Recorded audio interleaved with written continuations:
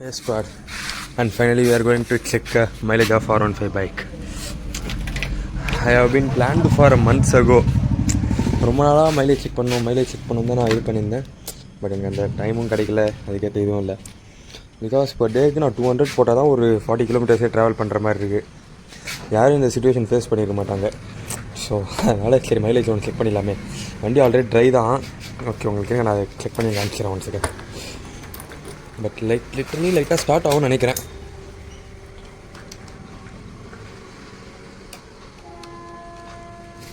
It's on gear.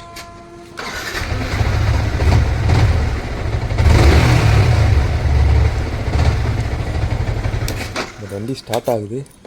But almost try தாங்க அது. ஏன்னா ஒரு 4 கிலோமீட்டர்ஸ் முன்னாடியே வண்டி அடைச்சிடுச்சு. டேங்க் எம்டி தான் உங்களுக்கு அதில் ஷோ ஆகுதுன்னு நினைக்கிறேன். ஓகே, நம்ம ஆல்ரெடி வாங்கி வச்சுக்க பெட்ரோலை ஃபில் பண்ணிடலாம்.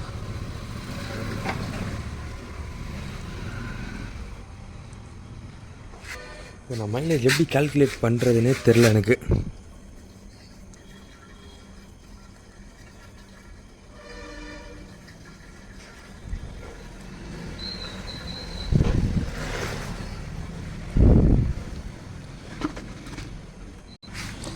நம்மக்கிட்ட இந்த பெட்ரோல் மொத்தத்தை ஃபில் பண்ணியாச்சுங்க. என்னால் இது ஒரு வீடியோவாக ஷூட் பண்ண முடியல. பிகாஸ் என்கிட்ட சரியான கேஜெட்ஸ் எதுவுமே கிடையாது. மொபைலில் தான் ஷூட் பண்ணுறேன். Okay, R15 V4M 2022 model. அந்த kilometre as driven as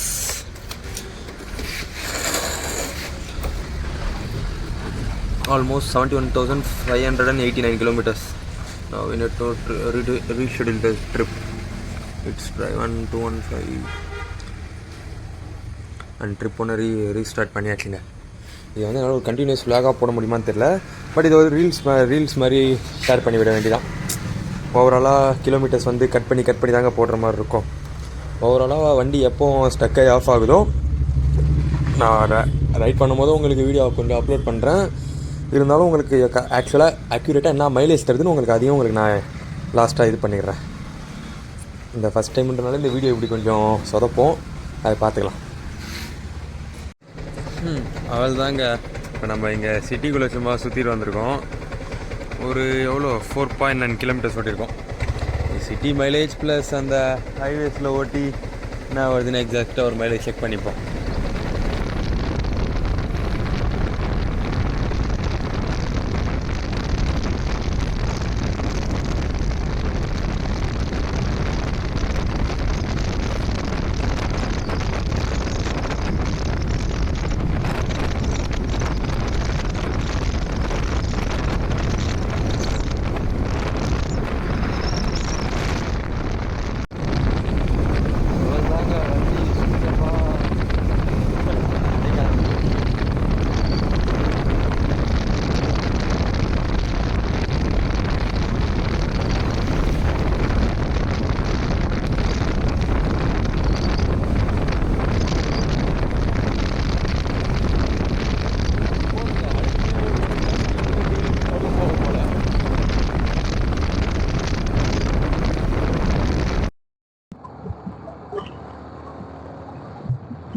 hello, அதுதாங்க வண்டி ஒரு ஷெட்டு கூட இல்லாம பெட்ரோல் சுத்தமா அடிக்குதுன்னு நினைக்கிறேன். ஆல்ரெடி மார்னிங்கே அடிச்சிருச்சு. இருந்தாலும் சரி, உள்ள இருக்கிற மொத்தத்தை டிரைவ் பண்ணோம்ல, அதனால அப்படியே விட்டாச்சுங்க.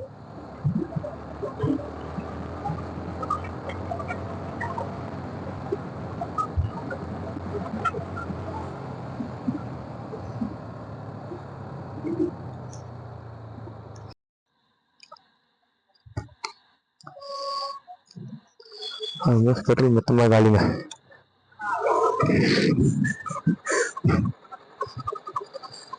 நம்ம கிட்ட இருக்க டேங்கை ஃபுல் பண்ண வேண்டியதான். கரெக்டாக என்னோட வண்டியோட மைலேஜ் பார்த்தீங்கன்னா 34 கிலோமீட்டர்ஸ்க்கு ஷோ ஆகுதுன்னு நினைக்கிறேன். 34 பக்காவா.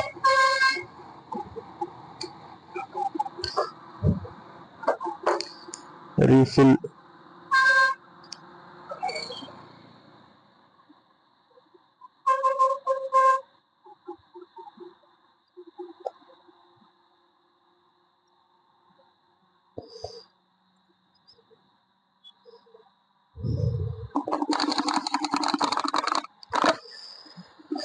ஃபீல் பண்ணியாச்சுங்க ஒரு அப்ராக்ஸ் மைலேஜ்லாம் இல்லைங்க, என்னோட ஓவரால் மைலேஜ் 35 தான். இந்த அளவுக்கு வண்டியோட மைலேஜ் டிராபேக் ஆனது இல்ல. நிறைய பேர் சொல்லுவாங்க வண்டியை கொஞ்சம் பார்த்து பக்குவமா ஓடுன்ட்டு. நம்ம எடுத்தோடனே ரேஷ் தாங்க. மேக்சிமம் எப்படி பார்த்தாலும் வண்டி அந்த 11,000 RPM 10,000 RPM அதுலயே தான் ட்ரைவ் பண்றது நம்ம. அதனாலதான் மைலேஜ் வந்து இந்த அளவுக்கு ட்ராபேக். அப்புறம் அந்த மாதிரி RPMல க்ரூஸ் பண்ணும்போது பாத்தீங்கன்னா என்னோட வண்டியோட மைலேஜ் வந்து அக்யூரேட்டா 18 to 20 தான் கொடுத்துச்சு. இப்ப நான் மைலேஜ் டெஸ்டுக்காக மட்டும்தான் வண்டியை வந்து ஒரு 70 to 80 யூஸ் பண்ணேன். எப்பயுமே நம்ம வந்து ஓட்டுறது ஒரு ஸ்டேபிளான இவ்வளவு RPM மெயின்டைன் பண்ணாங்க. எப்பயுமே ஏதாச்சும் ஒரு பண்ணுக்கு வேணா நம்ம வந்து ஓகே இந்த மாதிரி ரோவ் பண்ணலாம், ரோவ் பண்ணி என்ஜாய் பண்ணிடலாம். But most of the boys வந்து பண்றதே பாத்தீங்கன்னா எப்பயுமே வந்து RPM அடிக்கிறது. ஏன்னா R1 வந்து குவாலிட்டி நல்லா இருக்கும், எவ்வளோ குவாலிட்டி நல்லா இருக்கும் அப்படின்னு சொல்றது.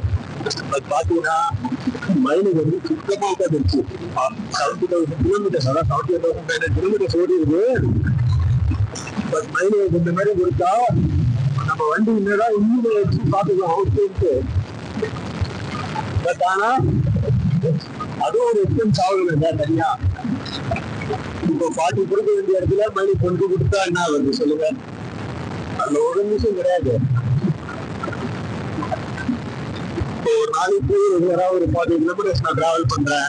எனக்கு ஆல்மோஸ்ட் ஃபர்ஸ்ட்லாம் 100 rupees பெட்ரோல் போட்டாலே எனக்கு ஓகே 40 கிலோமீட்டர் ஈஸி. நாங்க போய் கொஞ்சம் சுத்தத்துக்கு யூஸ் ஆகும். பட் இப்போ பாத்தீங்கன்னா 200 போடுறேன். 200 போட்டு நான் அந்த ஊருக்கு போனாலும் அந்த கொஞ்ச நேரமா சுத்துவேன், அவள்தான் பெட்ரோல் காலி ஆயிடும். மறுபடியும் வந்து ரீஃபில் பண்ணிட்டு நெக்ஸ்ட் டே ஒன் டே தான் ஒரு 42-45 தான் மேக்ஸிமம் கிலோமீட்டர்ஸ் டிரைவ் ஆகும். அதுக்கு மேல ரன் ஆகாது, ஃபுல்லா செட் ஆயிடும். அதனால பைக் Yamaha R15 இல்ல, எந்த பைக் வச்சிருந்தாலும் ஓகே தாங்க. வண்டியை வந்து நல்லா மெயின்டைன் நம்ம சொல்லலாம், மெயின்டெனன்ஸ் கரெக்டா என்ன பண்றாங்க. நான் அடிச்சு கரெக்டா விட்டுவேன். அப்படி இருந்தாலும் மைலேஜ் இந்த அளவுக்கு டிராபேக் ஆயிருக்கு. சர்வீஸ்ல கரெக்டா மெயின்டைன் பண்ணிட்டு இருந்தேன். அப்படி விட்டு மைலேஜ் டிராபேக் ஆகுது. என்னதான் நம்ம சர்வீஸ் கரெக்டா பார்த்தாலும் கூட நம்ம இது ஆகுது இல்லை. அதனால வண்டியை வந்து எப்பயாச்சும் ஒன் டைம், எப்பயாச்சும் ஒரு 10,000 RPM 11,000 RPM அப்படி ஓட்டலாம். Any time 10,000 RPM 11,000 RPM any time ஓட்டிட்டு இருந்தா வண்டி இந்த மாதிரி மைலேஜ் வந்து சுத்தமா போயிடுச்சுங்க. இதெல்லாம் பாத்தீங்கன்னா நான் டெய்லியும் ஒரு 2 வருஷம் இந்த வேலைக்கு வந்து போயிட்டு இருக்கேன். டெய்லியும் காலையில எடுத்து குடிச்சாலே அந்த 11,000 RPM தான். 60 விட்டது போட மாட்டேன். 60 போட்டு அடி அடிக்கிறது. அது அடிச்சுதான் இப்போ டூப் பண்றேன். 15-20 தான் குடிக்குது, என்ன பண்றது தெரிஞ்சு. ஆனா எல்லா சர்வீஸும் கரெக்டா தாங்க பண்றது. இப்போ இந்த மாதிரி இது பண்ணும், காய் போயிடுச்சு, காய் வீட்டா இருக்கு, அதனால மாதிரி உங்களுக்கு டிராபேக் ஆகணும், சுத்தோட்ட காயில மாத்துங்க, எல்லாத்தையும் பண்ணிடுச்சு. இப்போ கடைசியா என்ன சொல்றாங்க, சரி போர்வையும் கழித்து பார்த்துடலான்றாங்க. போரை கழிச்சா வச்சுக்கிட்டு 15-20 செலவு வைக்கும். செலவு எப்படி கழித்து போனோம், 2 லட்சம் போடலாமா வேணாமான்ற இருக்கு. ஒரு சென்டிமெண்டா வச்சிடலாமா அப்படியே பார்க்க வேண்டியதா இருக்கு. அவ்வளவுதாங்க. R15 மைலேஜ் எனக்கும் பர்சனலா கிடைக்குது. ஏன்னா நான் ஓட்டல அந்த மாதிரி இருக்கிறதுனால. ஓகே கைஸ், அடுத்த வீடியோல பார்ப்போம். அடுத்து நான் கண்டென்ட் போடுறதுன்னு தெரியல. வருஷத்துக்கு வீடியோ போட்டா யார்தான் பார்த்து யார்தான் யூஸ் பண்ணிட்டு பயனடி வந்து சரிங்க. அவ்வளவுதாங்க. பண்ணிக்கிறேன்.